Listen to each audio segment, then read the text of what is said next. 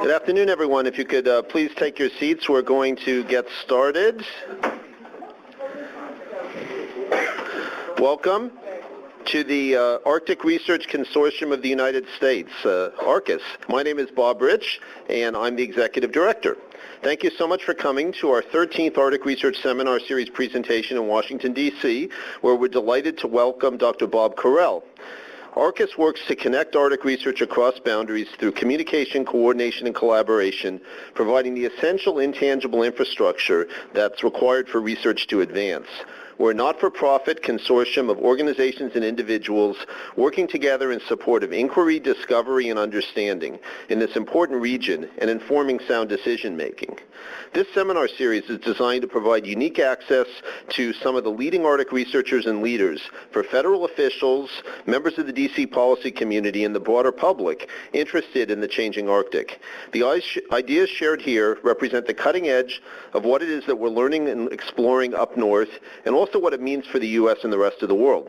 For those of you in the room here, I encourage you to take a look at the ARCUS materials on the table outside the conference hall here, talking about some of our membership and services. And for those of you online, you'll be able to access the information under a Documents tab at the conclusion of the webinar.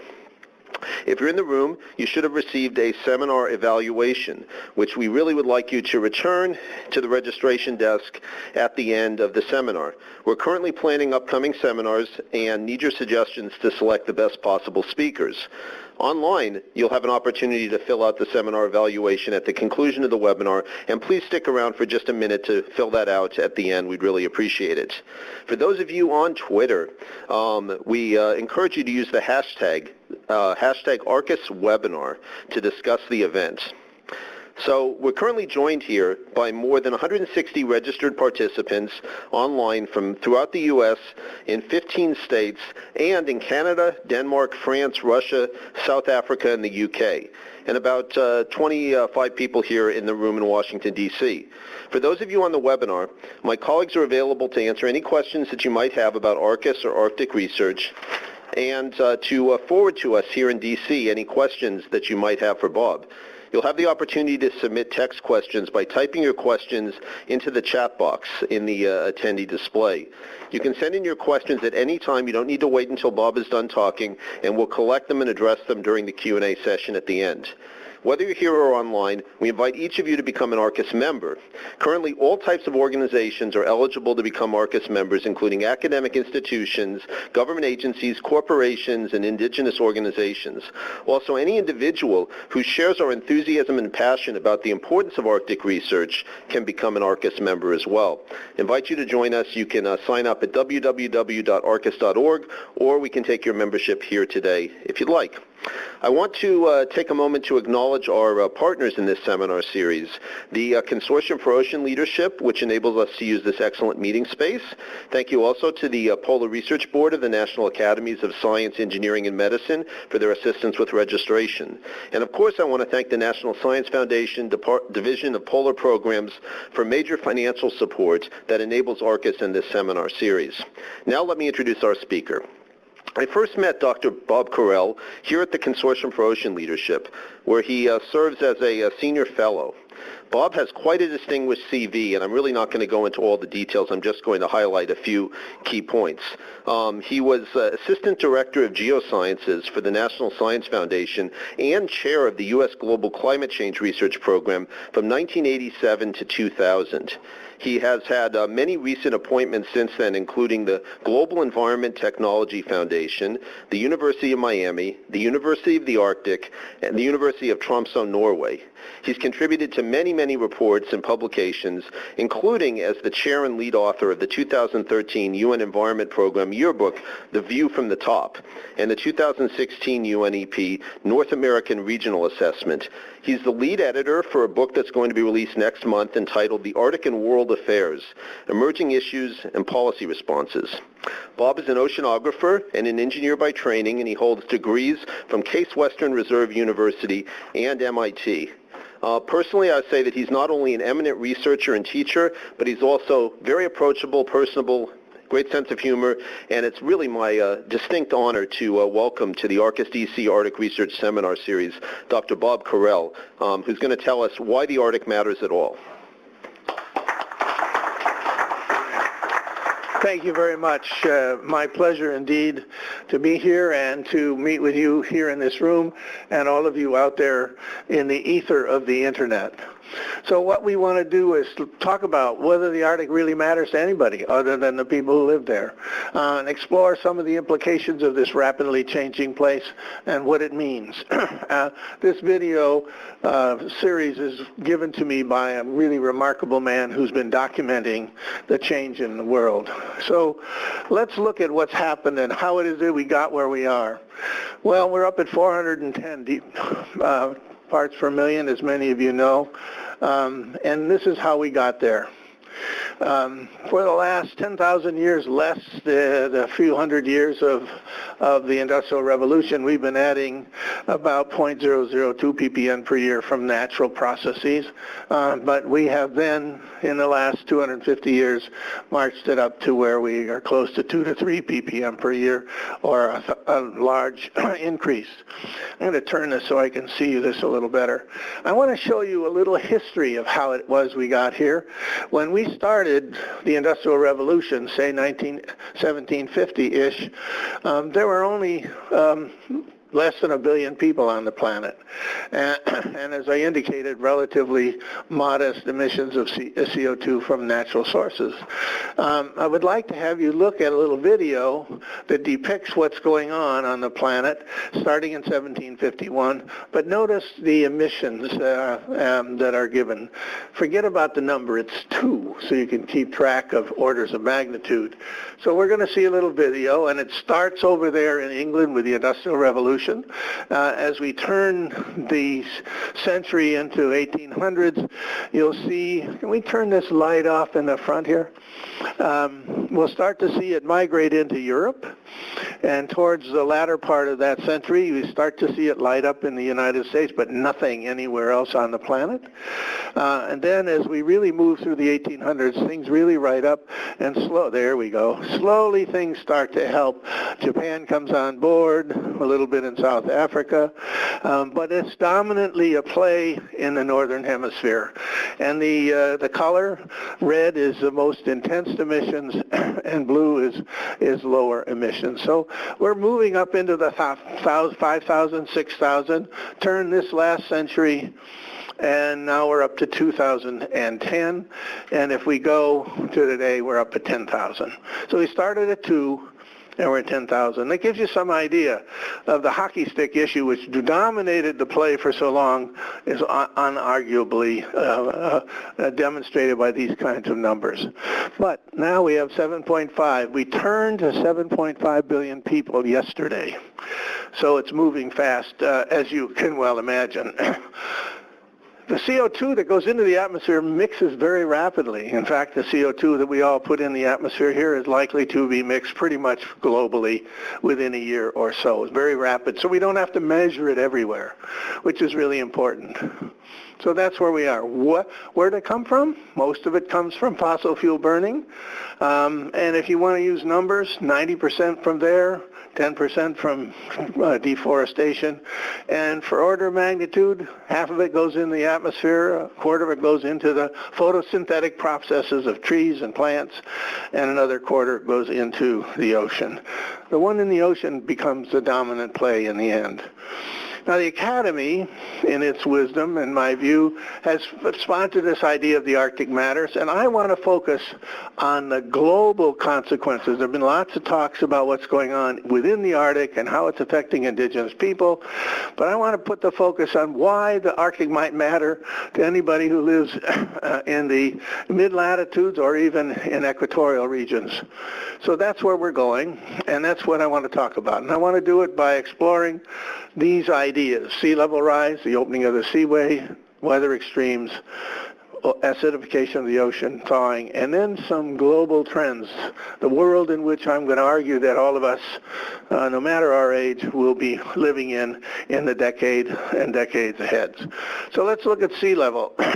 Here's why sea level is driven. Most of us think about it as thermal expansion, melting of the glaciers, but the subsidence of lands controls the fact that there will be relatively little sea level rise in the high latitudes because that Earth is recovering at roughly the same rate at which sea level is rising.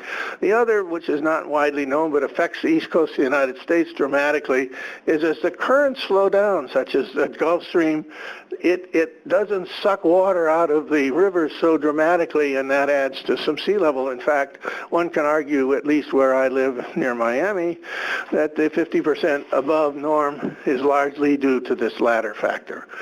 But the dominant play that I want to talk about is the melting of the glaciers.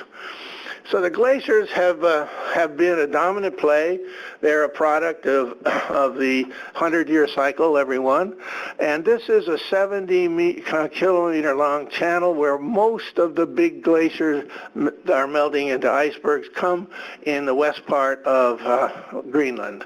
That's where that was. That is a fjord. It's about 1,500 meters deep. It's about a kilometer in width. And that's where it was. And see how it's moving back. So now it's back right up against rock. It's not over the fjord any longer, and some really remarkable things have happened. First of all, it's moving very rapidly. It's accelerating. As you can see, it took 100 years to go that one piece and 10 years to go to the next one. So it's accelerating. And then if you go up to the face of the glacier 4 or 5 years ago, that's what you saw. But there's a helicopter. It gives you some idea. That height of that face of the glacier is of the order of 200 millimeters. And that's where the calving takes place, and this is what you see. You get these large pieces that come off, ultimately become huge icebergs, about which we'll speak more in a minute. This has been sped up in time. But it moves pretty rapidly. When that flows, there's actually a tsunami-like effect propagating all the way down that 70-kilometer space. But something really remarkable happened here in 2015. Now we're going to go over in this corner. There's a little piece that broke off that I'm going to show you a video of. It's 2 minutes, but it gives you some sense in real time because I'm only going to show you less than 2 minutes, but it takes 75 minutes for the whole thing to take place.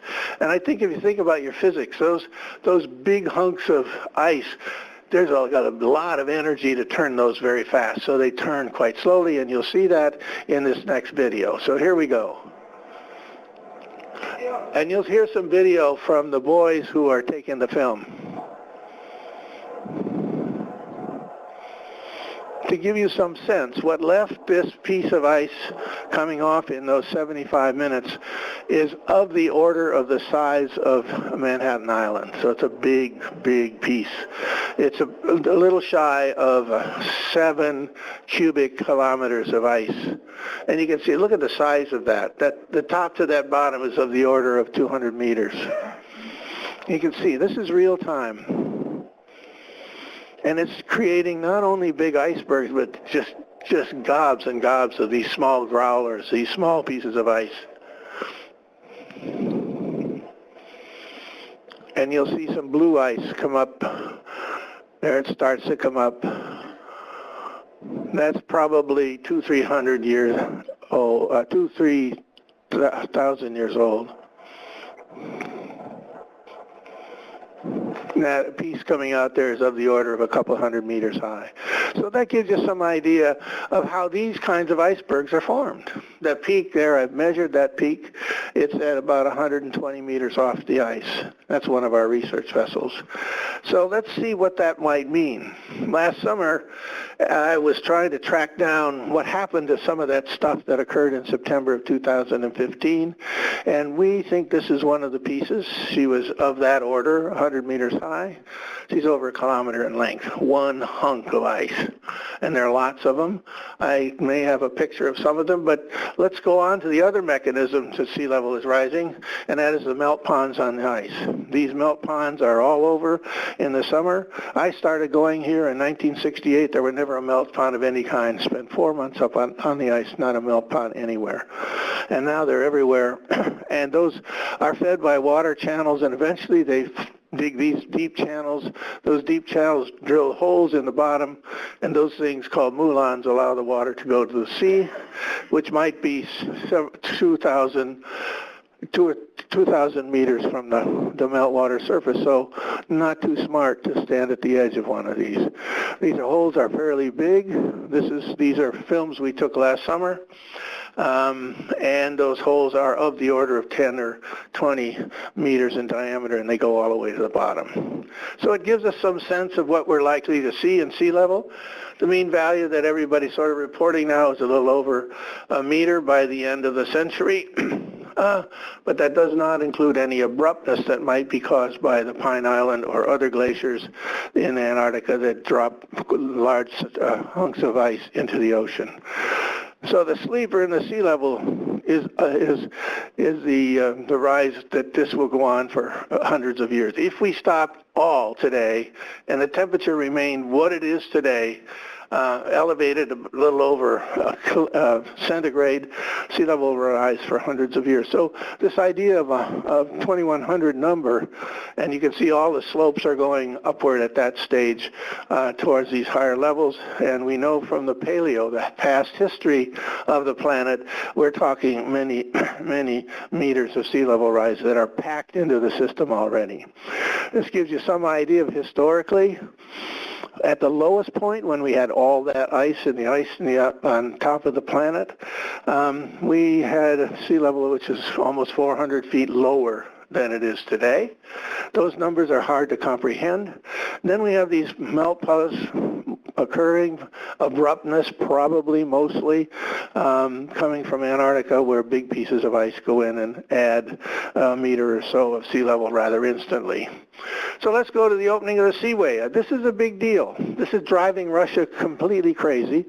Until about 1950, the aerial extent, the amount of ice in the Arctic was pretty stable, but then it started coming down about 10% per decade and has been doing so ever since.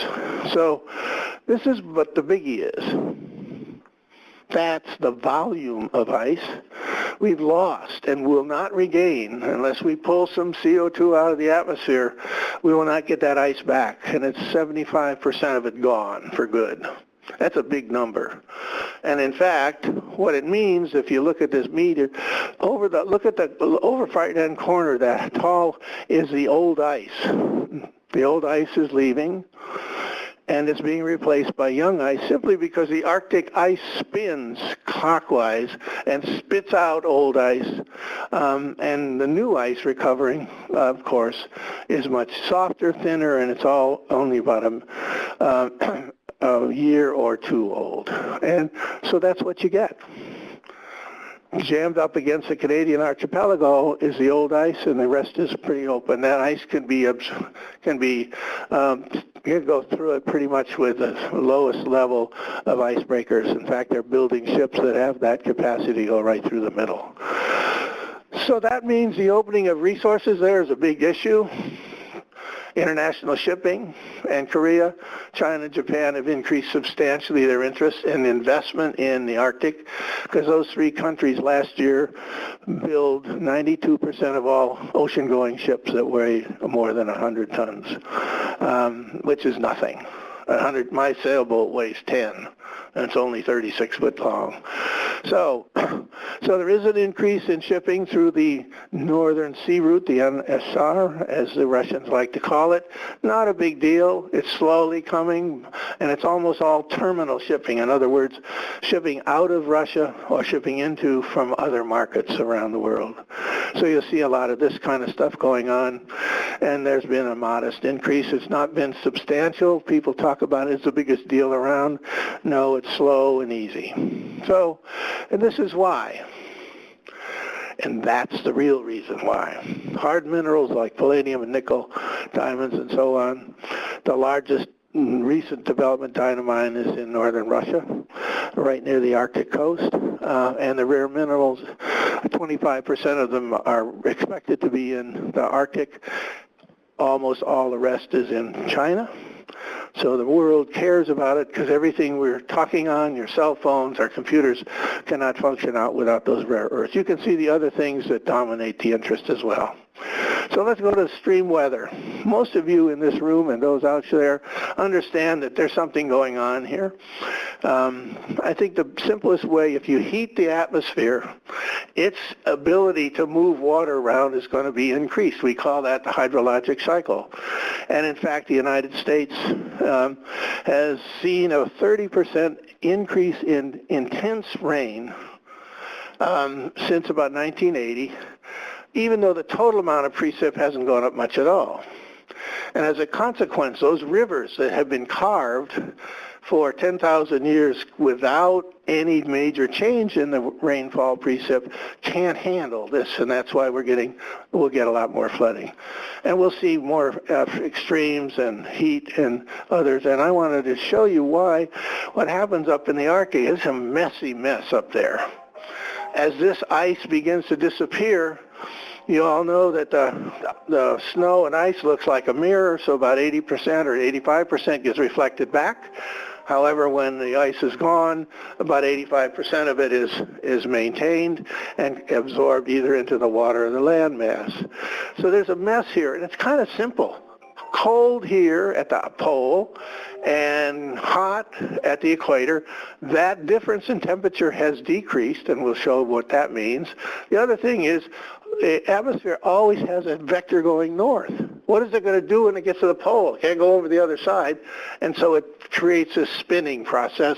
You've seen some of it there. And here, I don't know why I didn't want to play. There we go. This is looking down on the pole at the jet stream, so everyone has written an airplane on it, and if you look carefully over time, and I'll show you what's going on, basically what's happening is the amplitude's going up, the distance between the peaks is getting closer, and it's going much further south. And places like Miami that's never been influenced by this in history, now it's there. And as a consequence, as that moves down, a lot of cold air is going to be sucked in. So that's why Miami gets some cold season they didn't have before. And similarly, in the other part, warm air gets sucked up, so those areas are going to get warmer and at higher latitudes.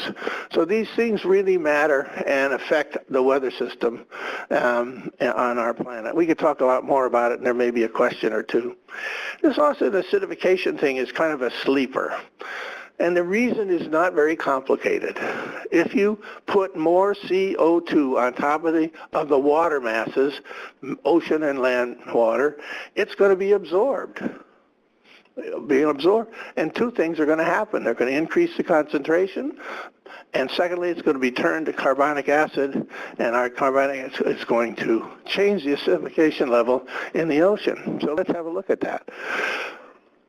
Increase over the last 100 years is 30% higher and has not existed in the paleo record as best we can identify it in the science. Let's just say for tens of millions of years, a long time. Obviously, putting this on top of the ocean does make a big difference. So it will modify and severely alter the marine biota and disrupt the food chain. And if you go and measure it, there are 3 places. Remember, your chemistry, as the pH number goes down, it's more acidified, and as you're at higher latitudes, at colder water, it's like your Coke bottle. If it stays cold, the CO2 doesn't effervesce out. So I call it the Coke bottle effect, being able to, and we see that. But then there's some consequences. Pteropods are abundant, and sometimes they're even called by fishermen the potato chips of the sea, because they're so important to the food chain. And I want to just, it's been fairly affected. At the top is a pteropod being exposed to the projected levels of CO2 and carbonic acid in the ocean out towards the end of the century, they don't survive after about 30 days. So that's non-trivial, and the North Pacific salmon depend heavily on it. That's diet from juvenile pink salmon, or pink salmon I should say, and it supports a lot of jobs, a lot of people in their industry. So commercial fishing may very well be affected by just this one species, let alone all the others. And here's where we're going. We expect to lose about 0.3 on the pH scale. That's a big, huge number, and here's why. If you and I have acidification level changes in our body of 0.1, we feel ill, and we might even go to the doctor. That's just not to say they're the same, but gives you sensitivity of the system. And that's where we are now, and there's where it's been over the last 25 million years, gone up a bit. But that's where we're headed. And definitely we're headed way beyond anything we've seen for tens of millions of years. Now, the system will accommodate. The biota will adjust. Some will die off and some will. And there's an argument. Somebody will tell you, say, I'm so sorry, sir, but we've had acidification levels much higher CO2 over the ocean, and the biota didn't really go. Why? Simple. It takes 10,000 years for the ocean's buffering capacity to buffer that increase. So if you're doing up very, very slowly with your increase in CO2, it doesn't get acidified. There are all kinds of mechanisms, probably the most dominant of which is the CO2 breaks down in the sediments and the rocks below. So there are mechanisms, but we're doing this in 100 years, not 10,000. So let's look at the thawing of the permafrost. This is a hole in the lake. That's Katie Walters, who's researched this, give you some sense. It gives you some idea. That's merely digging a hole in a Russian lake and letting the methane, the natural gas, come out.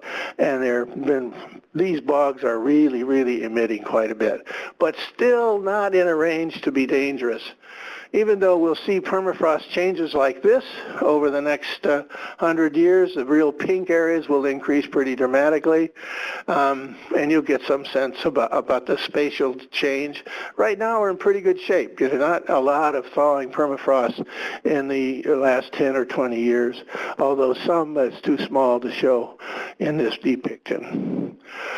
But here's what happens. That's all sort of soil filled with permafrost thawing, and I was there in that building just before she went off, and this shoreline moved in. Now what happened is this island of Shishmaref, and many like it, have never been ice-free, so the big storms never had a chance to eat away at the shore. So in this case, it moved the shoreline in one storm 120 feet. And I should note, and there are people in the room know a lot about this, Shishmaref within the last couple of months have voted to move. They can't stay there anymore because it will be gone. It'll just be eaten away at this pace because it's only about 3 or 4 kilometers long, and it's probably 200 meters wide at most. So when you start losing 120 feet in a single storm. And so you get this picture, and this is what's happening in Russia. All of the major buildings, infrastructure in northern Russia has been on permafrost, and that's what's happening. That building is the one I was in before she went. So here's the deal.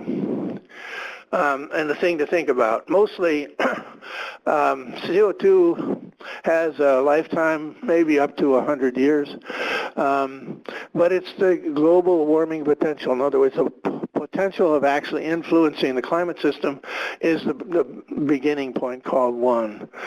Whereas methane, which has a lifetime of about 12 years, a lot less, but still there, has a warming potential but between a little less than 100, over 100 years. And where it fits there is where it came from, what form it's in, and so on. So there's a wide range. But you can see it's 20 to 80 times more potent greenhouse gas. And so here's a story of what's likely to get what we call the Arctic amplification. I talked about the ice going away and this albedo changing from dark to a mirror-like to a dark ocean or dark land. That's a really important process, but methane is the other one. And here is the story by a very recent, it's within the last month, USGS has come out with a very careful, very comprehensive analysis of the breakdown of methane hydrides, and is not likely in the near term meaning decades ahead. If you start talking centuries, they're not at all clear, but it's clear that it's there. It's a dark horse. It's something to worry about, because if it goes, it not only affects the people who live there, but it will be a major accelerator of the changing in the climate system. So, Arctic imperatives. Now I'm going to start to shift my gears. Those are some of the things that underpin kind of why the rest of the world should care, because that's what's happening. Stuff we do down there goes up there, causes ice to melt, and so on. But what might we do about it? I'm not going to go into this in great detail, but if you haven't done it, get yourself a copy of this booklet or study by the Council on Foreign Relations called Arctic Imperatives. It is a message to this administration about what we should do. It's very comprehensive. They didn't leave anything out: national security, fish, environmental interests, etc. Sustainability are all there. And it was co-chaired by Christy Todd Whitman, who many of you know was head of EPA during Bush 41, and the governor of New Jersey, and Admiral Todd Allen, who was the commandant of the Coast Guard, did a lot with the major studies that were done down in the Gulf. So a good guy, and it's worth reading. But now what I want to do is set the stage of why all this, with this accelerating going on, what is the world likely to look like out 15, 20, 30 years, particularly those of you who have yet to get some gray hair. All right? So before I do that, let me just say those are the things that are going to be the drivers from the changing climate system and how it's working its way out in the Arctic. And I want to begin to work towards this whole issue of the geopolitical or geographical policy framing that might affect us. All right. I think many of you have seen this, but I want to show you something. This is a diagram came out of the report by the Stern Committee, which was formed by the Parliament in England. And if you look carefully up at the top, we're at the far left side right now and moving rapidly. But here's where we're headed. Pretty clear we're going to be up around 500-600 ppm. And that tells you we're right in the middle of this diagram. And what it does is it looks at the effects on food, on water, ecosystems, weather systems, and the whole ecological foundation of humans on the planet. It's a good diagram to kind of look at, keep on track of what we're worried about. I don't think it's changed dramatically. IPCC has used it, as have others. So, what are the consequences of all this? Well, you know, one of them, if we don't do anything, even if the Paris Accord goes in modestly, we will be at 2 degrees by 2040. Now, there's a whole team of us who run climate models. This is actually the output of a climate model faced right off of the computer. And every study we've gotten, you can't move this more than maybe 2038 to 2045 or something like that, but they all come around 20. That's scary, because that is the target set by the United Nations, and all of the IPCC has been around. And if we don't start addressing some of these things, we're in trouble. So that's where we're headed with business as usual. And I'm not sure I have it here, I don't.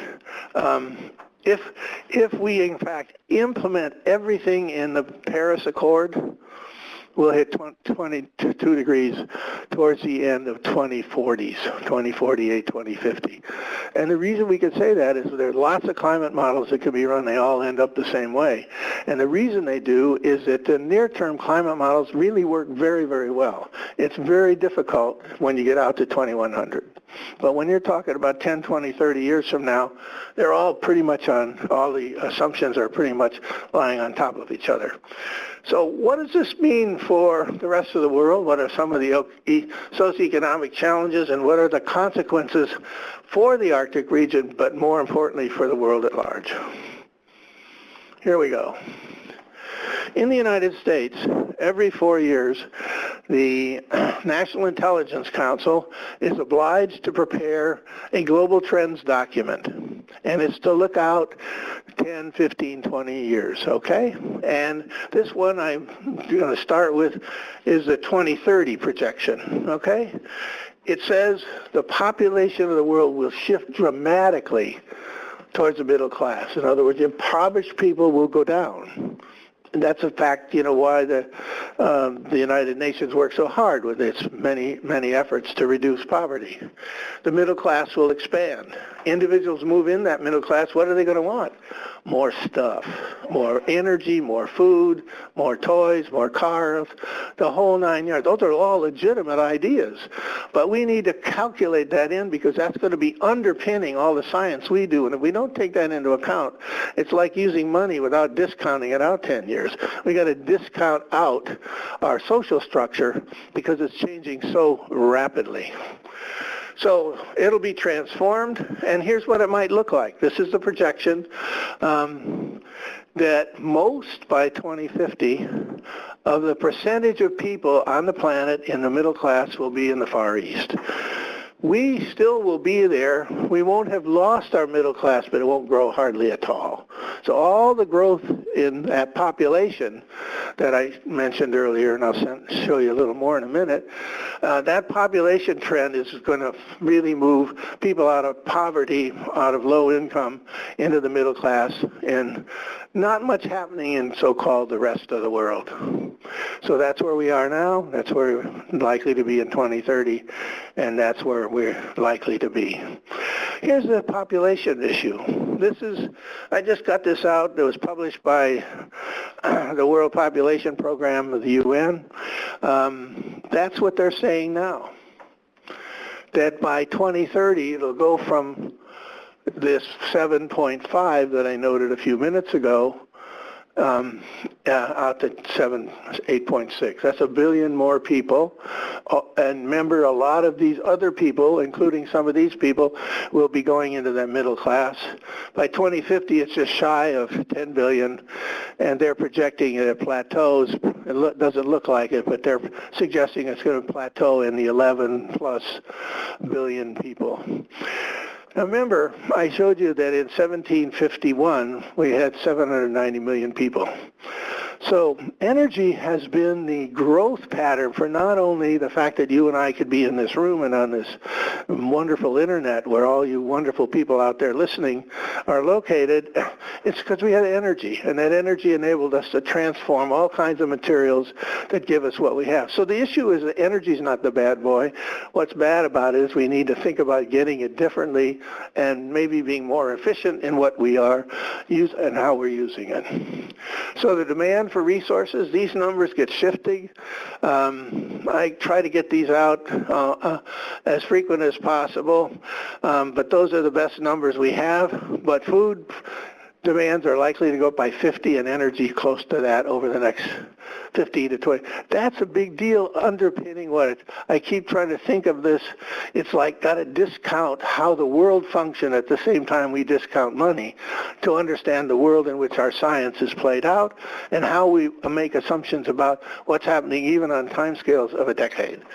So nearly the half of the population will still be faced with scarce water. That's a big deal. And so the main question is, can we manage it? Are we good at it? Can we use technology well?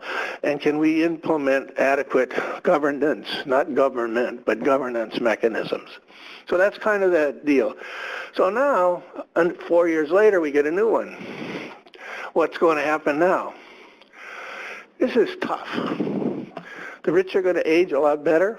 Poor, we're not going to do so well. Global economies are going to be shifting. That means there are going to be new hegemony-like operations in Europe and what's the Far East. The U.S. role will be there, but it'll be balanced by, or shall we, companioned by major horsepower in other economies. Technology will be there, but it will cause discontinuities because we're not good at distributing that in a, quote, equitable way. And ideas are driving a wave of exclusion. In other words, when we put all this together, we're not always good at keeping all the players on the table being treated with similar equity. Similarly, governing is going to be harder. Might want to drop that off at 1600 Pennsylvania Avenue. The nature of the conflicts will change too.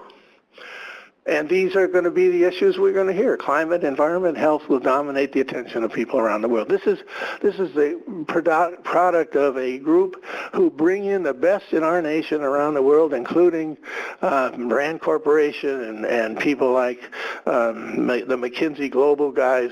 So I think it's a reasonable assessment. Don't buy every number, but buy the trends, and that's why it's called global trends. So the bottom line is that these trends will converge at an unprecedented, they'll take place really fast, and it'll be harder to collaborate and cooperate. So it's going to be tougher to manage our future, and I use the word manage loosely. So let me just say a few words about the foundation of the international arena. In 1992 at the Earth Summit, we all gathered around the table and within 2 years agreed to these two things, that we will stabilize greenhouse gases, prevent dangerous anthropogenic interference. That's the thing that gets always quoted. But here's what's really good. To do that in a way that ecosystems can naturally adapt, that's a big deal. Ensure that food production is not threatened, and that we enable economic development to proceed in a sustainable. That's the toughie. The top one is good words. That's where 2 degrees comes in. The bottom is where we have got to think more clearly in the science community, and I would argue not only those of us gathered here, but more broadly, and I want to say a word or two about that in a few minutes. So to do this, the Paris Agreement was done for these reasons. One of the co-chairs gave me this list, and so they basically want to set the foundation. So I use the cathedral. Somebody poured the concrete, and so we got a good solid foundation, and now we got to build a cathedral. And that's going to take 100 years, and we're not sure what it's going to look like, but these are some of the ingredients in it. But if we implement the accord, all we're going to get is that little orange color there. And if we don't do anything else, we will drop the business as usual for 3, 4, 4.5, something like that by a degree. That means we got a lot of homework to do, and that's what the green is all about as a minimum. So now let me just say a few things. If you ask the question, what is our time dependence in getting our act together as a globe to do things? So I asked myself the question, if I start now, this is a study that I personally have been deeply involved in. In 2015, I asked the question, if we started and everybody in the world began to reduce their emissions equally, which is not likely, but just to give us a sense of the problem, it means we'd have to reduce our emissions by 1.5% per year, every year between now and 2100, and then we'll get to 2 degrees. And what that really means, we got to replace about 400 plus typical power plants around the world every year to 2100. That's a big deal. And that's why it's so difficult for people to come on top of this, even if we start now. But if we do that, if you ask the question, if we replace it with what we know today, you're going to spend something of the order of $350 to $750 billion per year. And I haven't discounted that out. That's just, you can play with that as you see fit. So someone says, well, let's wait till 2030. What happens then? Look how many power plants we have to cut. We have to increase the number of power plants by a factor of 4, roughly. And now we're talking about replacement of alternative. This means everything from nukes to wind and everything else, solar, and working towards a 40% increase in efficiency of our energy use. So that's 3.5% per year. Now remember I said we'll hit around 2040, so I backed it off a year and I said, what would happen if we go just shy? And this is a silly exercise in a way because you got to solve the problem in a year, but it gives you an idea. I mean, it just gets off scale. So now we're going to be talking about trillions of dollars, and that's why I put this in here. The global GDP is about 75. Our GDP in the U.S. is about 18. China's 11, and so on. So these numbers are right at order of magnitude of our total economies in some of these countries. So it gives you some sense of the issue we need to get off our duffs and start now. All right, so what can we do? If we don't do much, we're going to be out there in the 2040 time scale. Scoping studies suggest that we really do need to get at it and engage the world at large. But if we wait till after 2025 or so, it's going to be really tough economically. So we really do need to get moving. At least that's what this study concludes. And by the way, it's been replicated by others who've come to similar conclusions. So let's explore this issue of how moving our knowledge. How do we go beyond these things we call assessments? An assessment is just a really, really careful state of our knowledge. That's what it's really all about.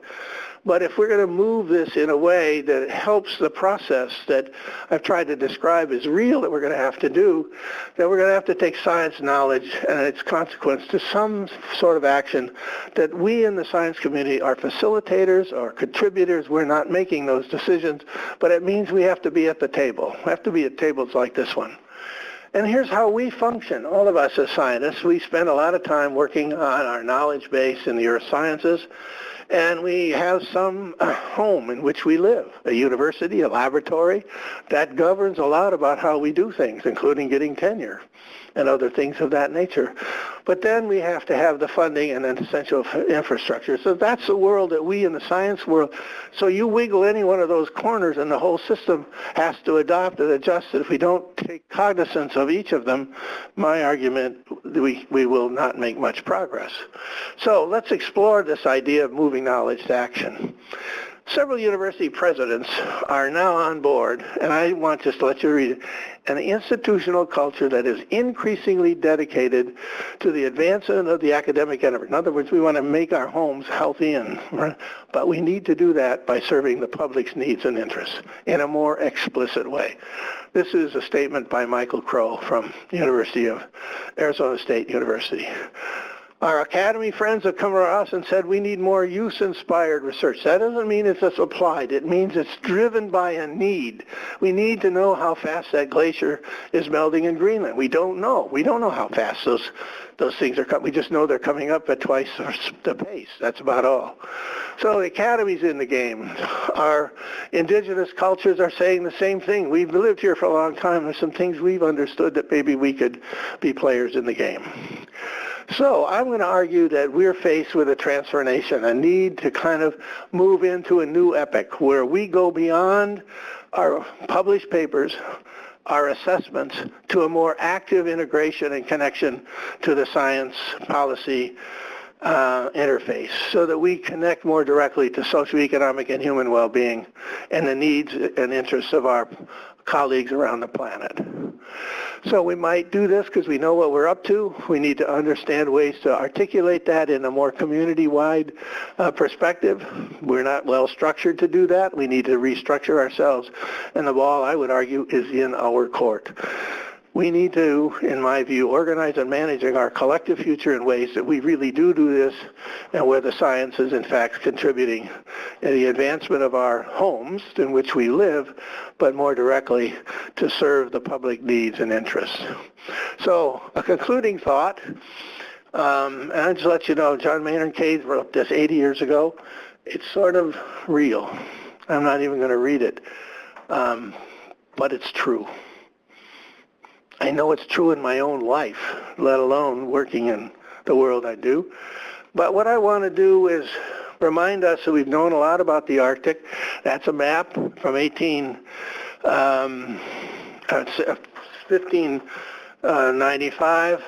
That's where we are now, and with a little luck, I'm going to conclude with a little video that is about a little less than 2 minutes, and if you'll be quiet, it'll be entertaining.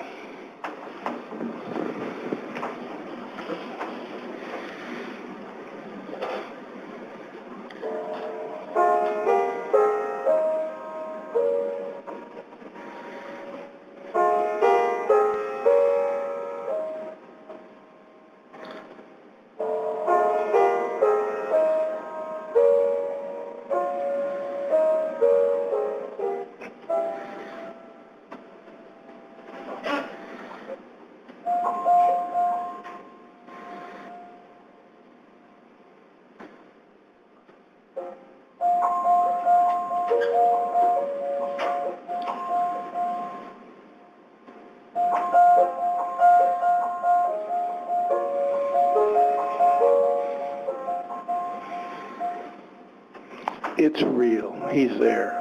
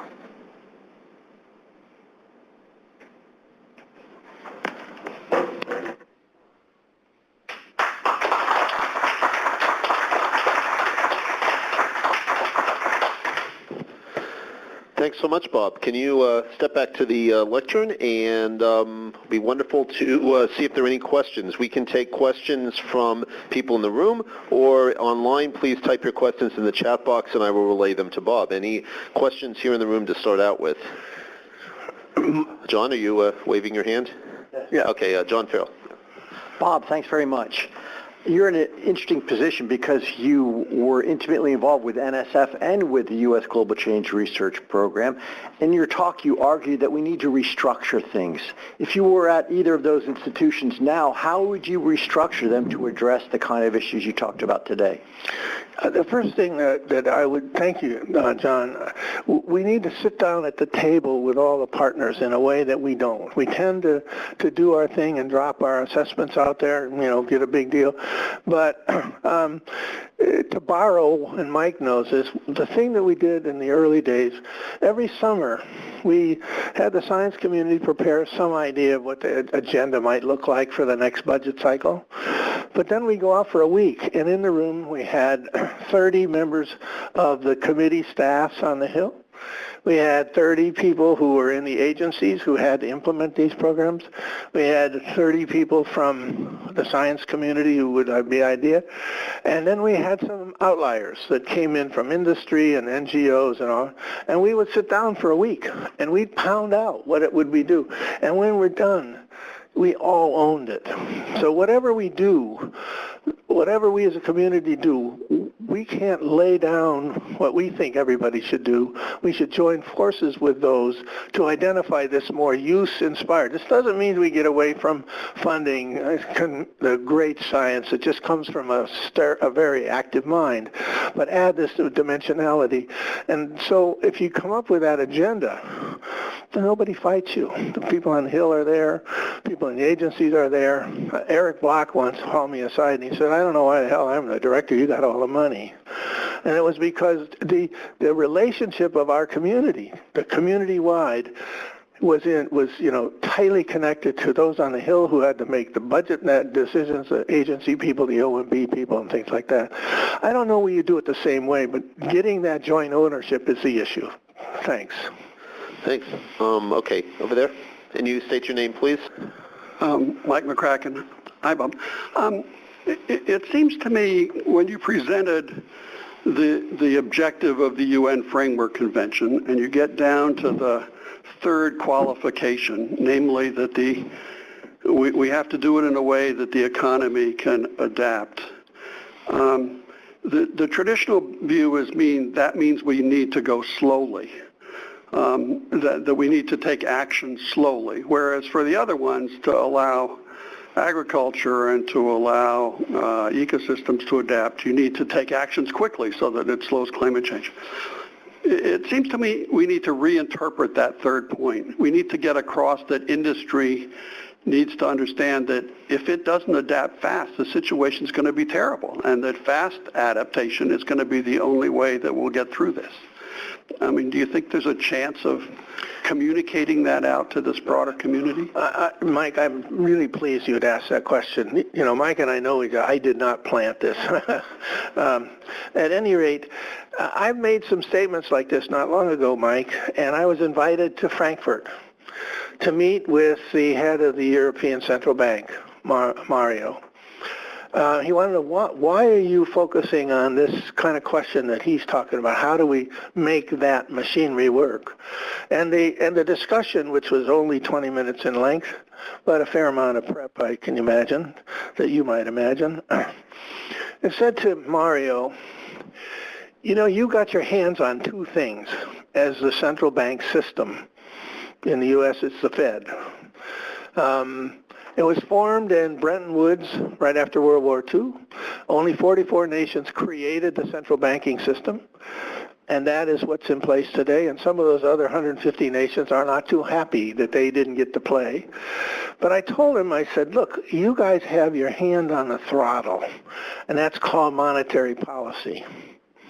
And you set all kinds of mechanisms to stabilize the economy. But you also have your hand on the steering wheel, and that's what Mike is talking about. Buried in that monetary policy are steering mechanisms that are they're pretty subtle. As a consequence of those conversations, there is now a conversation going on, because he asked me, does that mean we need a new Bretton Woods? And I said, look, sir, I'm no economist. I'm just sort of thinking this in a kind of broad scale perspective. So there have been some conversations about whether that's occurring.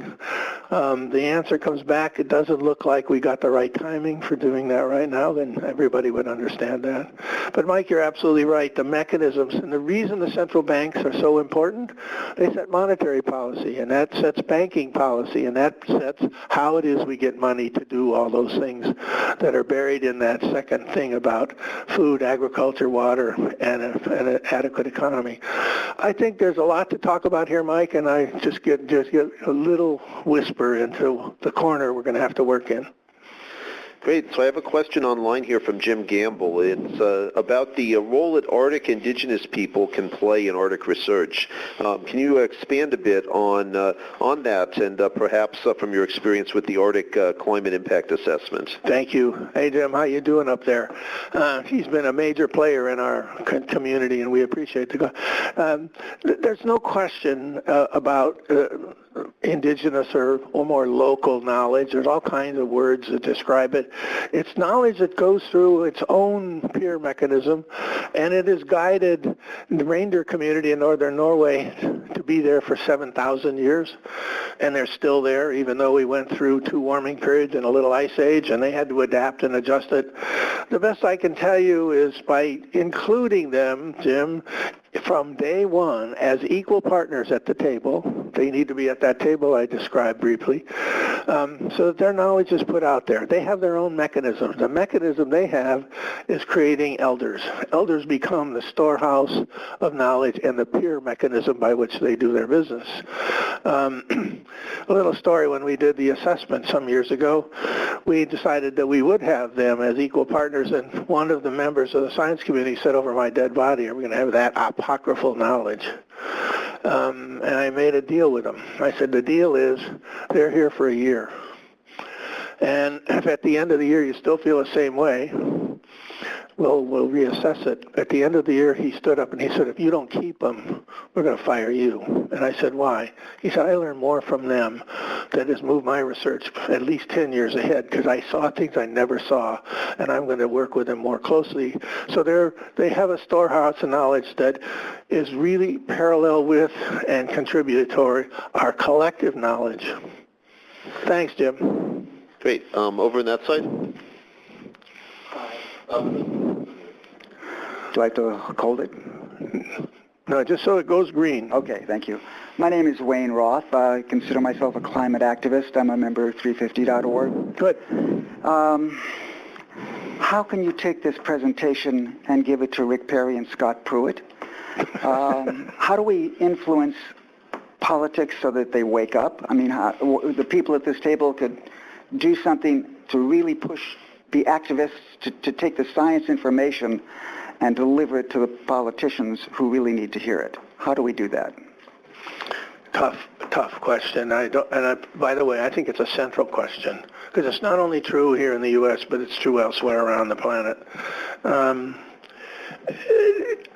I do one thing, and I'll just tell you what I do. A teeny piece, but over the last 15 years or so, we've put together well over 24 trips to Greenland. I've just come back from one. And in this case, the one we just finished, we had the principal owner of Dalmer Aircraft and a couple of their team. Dalmer Aircraft is one of the big players in Europe. They're now a part of Airbus. The owner and some of his key people of the largest clothing company in all of Europe. And in the past, we've had BMW and Siemens and the like in these settings. And to answer your question, I think people like this need some FaceTime with reality. So what we do is the first thing that happens is they arrive in Greenland and they're put in sealskins, and we drop them out in the middle of nowhere, and there are 20 dog teams all driven by local hunters, Inuits, and we go live off the land. And I mean live off the land. And the constant reply, and by the way, we did this, a whole bunch of oil guys from Texas. Every one of them said, I got it. I understand it's real. And I think we can do some more of that kind of thing. 350.org is trying to do a lot of that kind of stuff, not necessarily trips, but experiential moments to be able to flip over to understand that these are facts. These are not created to cause some disruption in our economy. In fact, they're trying to not allow our economies to be disrupted. It's one mechanism. I think mechanisms like this, because you got 140 or some people out on the wire, and I know some of them are not in the science community. They're here because they want to know what's going on. And you took Hillary Clinton and John McCain. Pardon? You took Hillary Clinton. Oh, yeah. This all got started. John McCain, because when I was at NSF, I had to testify all the time. So I got to know him. He called me up in 2002. He said, I need 7 more votes to get the climate bill done.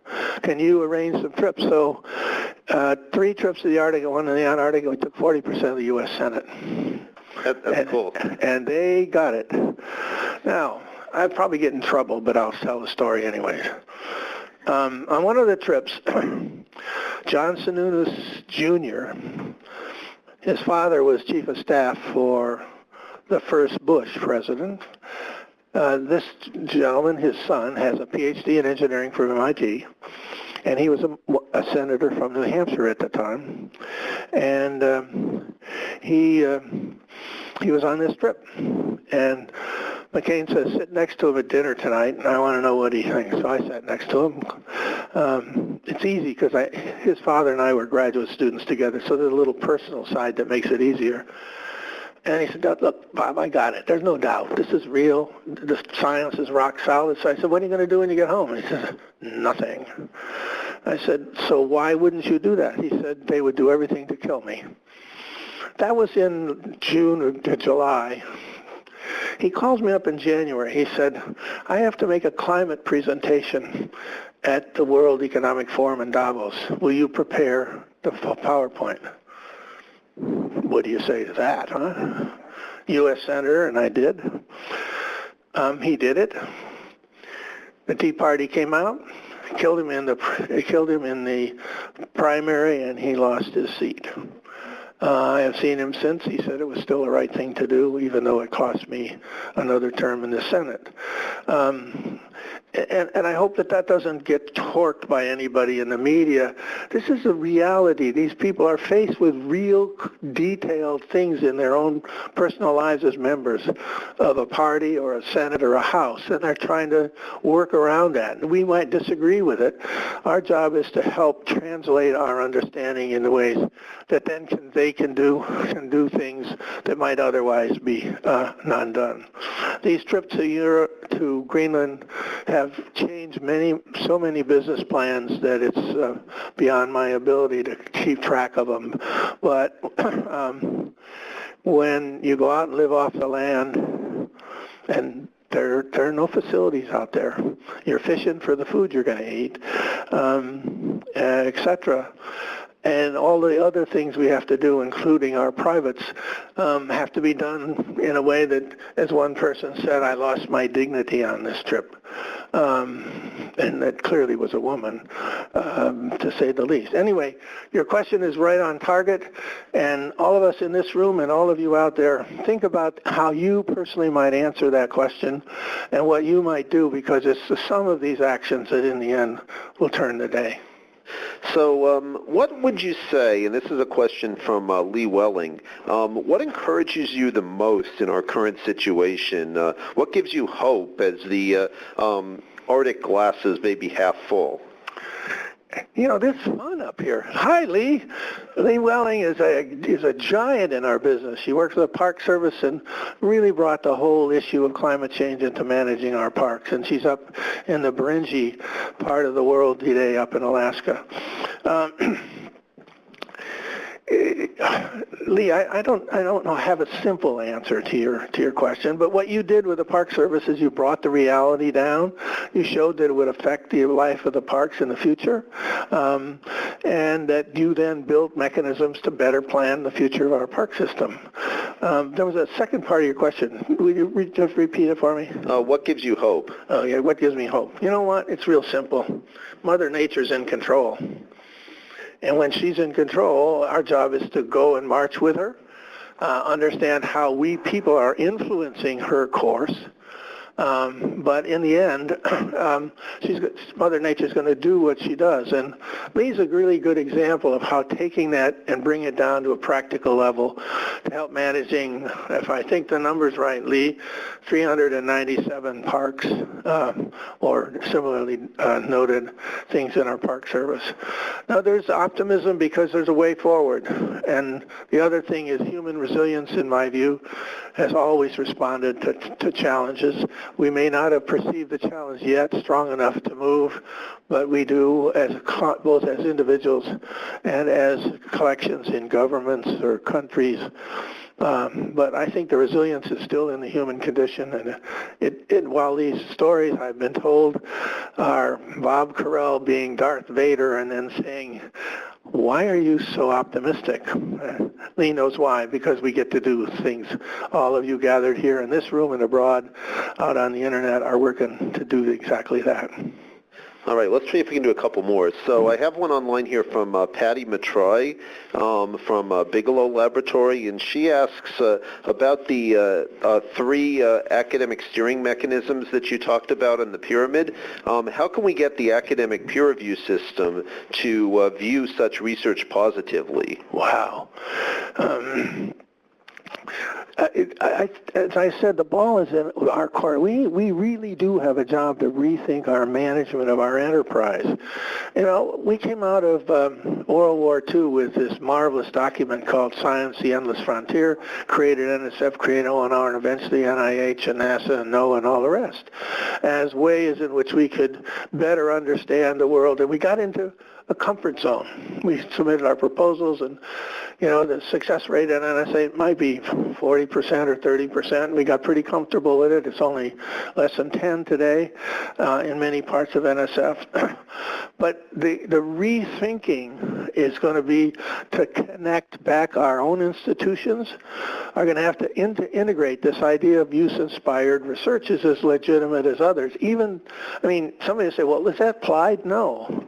I mean, something like clouds. You have to know, Mike will tell you, it's tough. We don't really have a good handle on the physics of clouds. It's probably one of the weaker links in our models. And so we got to do that base work, but we're doing it because we need to know it in order to be able to help manage and contribute to the future. And the tenure thing in the universities, I think, we're not going to lose it. We're going to have to morph it to make that an equal part of the agenda. And any university who wants me to come and talk about it, I'll come and talk about that, because I spent most of my life as an academic, and I see exactly what she's talking about. Okay, any other here? Okay, well, I have one more online, and then we can wrap up. And the question comes from Andrew Chater. He asks, what is the experience that led you to believe that indigenous knowledge deserves an equal place at the table? It's not a matter of equal, it's another kind of knowledge.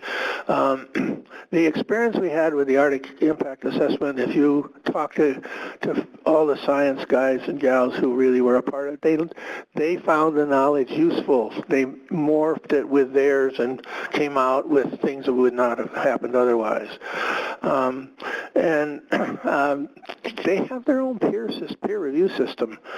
If somebody goes out and goes fishing for salmon, first thing they do is they look at the color of the liver. It tells them a lot about that salmon.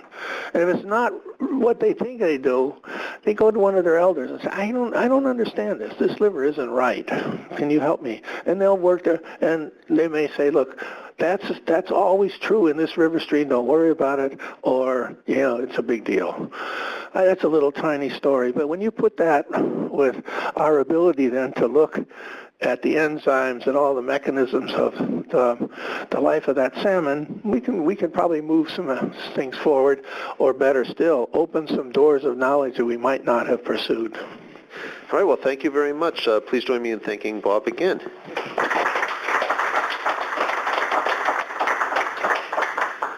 So I'd like to wrap up briefly by letting you know about some of our upcoming speakers.